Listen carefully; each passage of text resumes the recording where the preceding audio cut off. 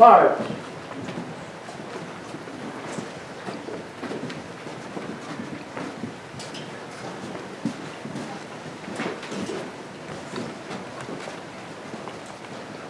Hey, halt. Post the colors.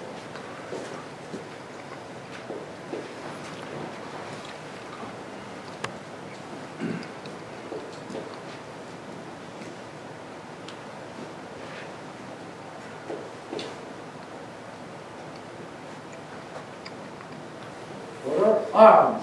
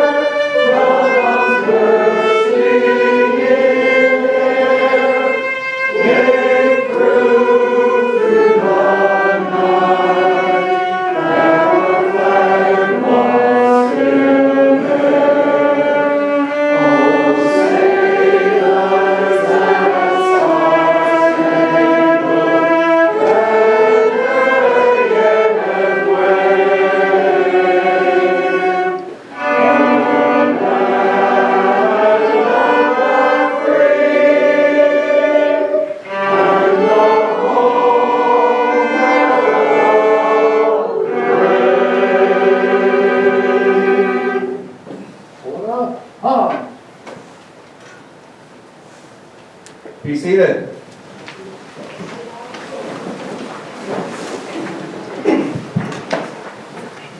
Well, good afternoon to you all, and thanks for coming. I'm Chuck Offenburger. I'm a member of the Schoolboy Soldiers of Rippy Committee, and most of the other members of our committee are involved here this afternoon. Jennifer, we thank you for the music leading into this program. It was really just a perfect touch. As we get started, I just want to say,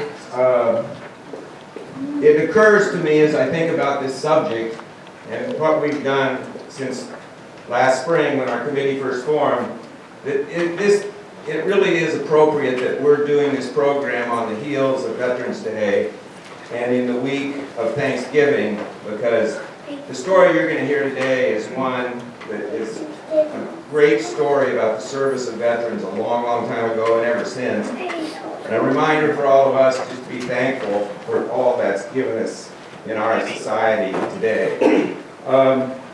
Very quickly, to set the scene, last spring I heard from Dena Boyd, who teaches Iowa history at Greene County High School, that she asked me if I would come and speak about local history, and specifically if there were stories that high school students may be able to relate to. And so I went out and I spoke to her class, I think it was April 17th, and it was amazing. And I got to the story of the Schoolboy Soldiers of Rippy, and I said, this is one of the most undertold and underappreciated stories in our Greene County history. And you need to know more about this. And I proceeded to lay out what I knew about the story. And subsequently, 6 members of the class were all very interested and very polite in listening to an old guy tell the story. And then 6 of them subsequently decided to make a project out of this and asked if I would help. You can't say no to that. And so we formed a committee largely of members of the Greene County Historical Society, and went to work on this, and we worked through the summer and the fall to get to the program that we're going to present to you here today. Now, this is not just information. This also includes food. just like the troops ate 162 years ago. So you members of the Schoolboy Soldiers of Ripley, would you please distribute the hardtack? And this is what our soldiers lived on during part of the Civil War, made by our committee member, Jeff Christensen, where's Jeff? He's in the back somewhere. Ooh, yeah. Who's become a master at making hardtack, which you can come to your own conclusions about it. But as they're distributing this,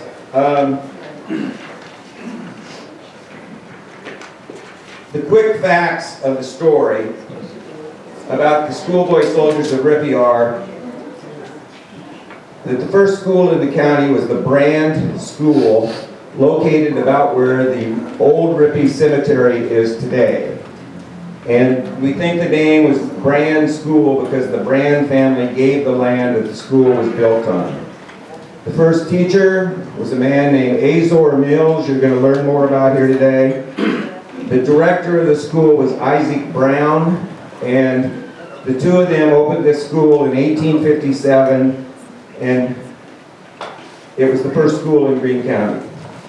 It was a subscription school. You paid tuition to go to school there because there was no tax structure here in the county yet. The county had been settled in 1854, and there was really very little government so far. So this was a school formed by the settlers who lived in that area, and they opened enrollment. And Azor Mills said later in the 10 or 12 years that the school existed before it was rebuilt in the town of Ripley. There were probably 60 boys and men that went to school there. He said between the ages of 10 and 25 when they were students, and that fully 2/3 of them were young boys. And so that's the scene down there. The Civil War happens, and I want to go to this couple of quotes here. This is from E.B. Stillman, who was the publisher later of the Jefferson Herald, but in the 1907 history book, Past and Present of Greene County, Iowa, he said this: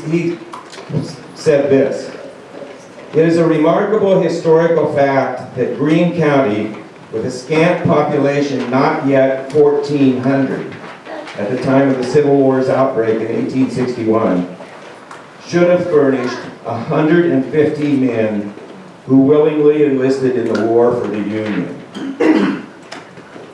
He went on to say that Washington Township, which is the Ripley area, stands proudly by its record along patriotic lines, and it is said of it that in the matter of population, it sent more enlisted men into the service during the War of the Rebellion than any other section of the country. The record will ever stand as a credit and honor to Washington Township and to Greene County as representing a type of patriotism unsurpassed so far as known in the annals of war anywhere. No matter how far down the vista of time a new record of valor is made up and forms a part of the history of Greene County, it will not outrank in devotion to country and in the sacrifices made upon the altar of liberty the deeds of these pioneer young men who came to these western prairies not to go to war, but to find homes and the enjoyment of life in the pursuit of happiness and a competency. They and those who enlisted in like spirit should be accounted the bravest and best of all, no matter who were their counterparts or who may come after them. E.B. Stillman. And so that sets the stage for what we want to do here today. I first want to call forward Dena Boyd. Dena, come on up here and join me. Dena's the teacher I mentioned who last spring was teaching Iowa history at Greene County High School. And is this your second year in the Greene County system? Yes, I taught in Ogden for 15 years, and I'm in my second year here in Jefferson. And the Iowa history class, when do you offer that? Second semester, so starting in January. And you'll do that again this year? Yes. Terrific. Well, did you know anything about the Schoolboy Soldiers of Ripley story before we talked about it last April 17th? Not a single thing. What was your impression when you heard that? remarkable. And I guess, I'm not too surprised, because that's what rural America does. And what was the impact?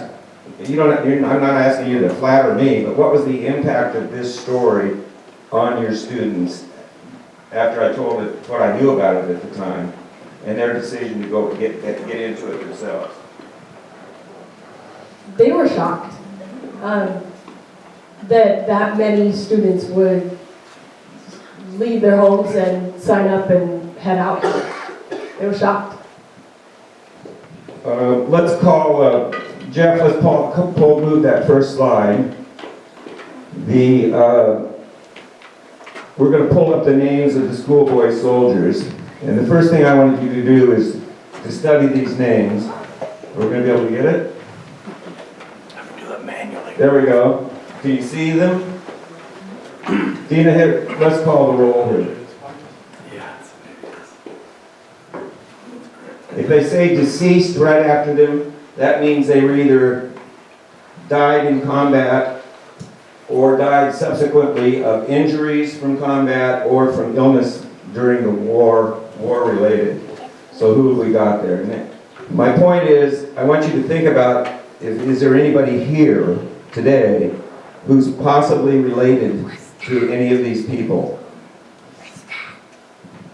Please sound off if you are. John W. Atkins, William L. Atkins, John Athey, Van Buren Brand, G.B. Burke, Archibald Burke, Philip Klein, She was related to Burke. Burks, there's one.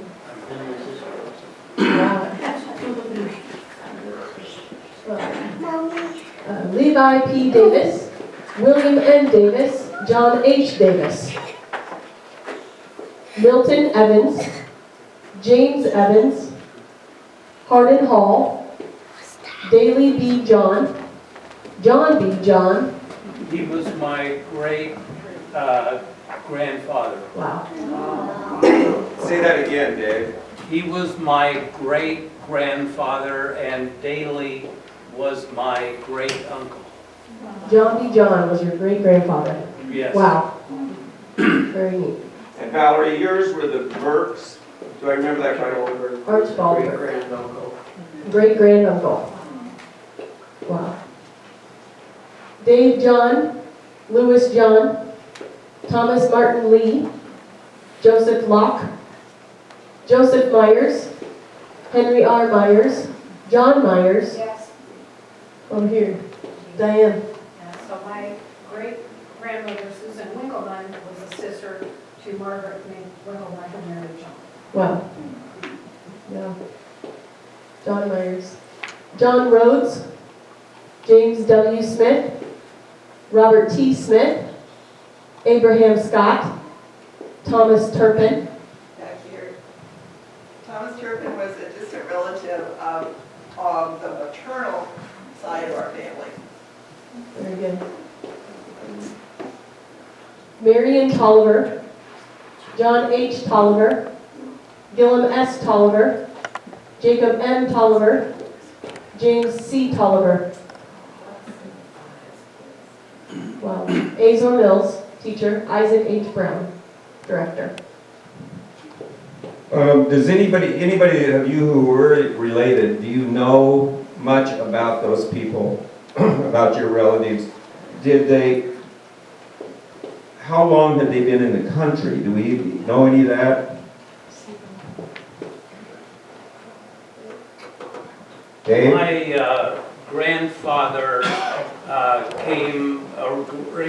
great-grandfather came with his dad and David John and Naomi John to Rippey in 1856.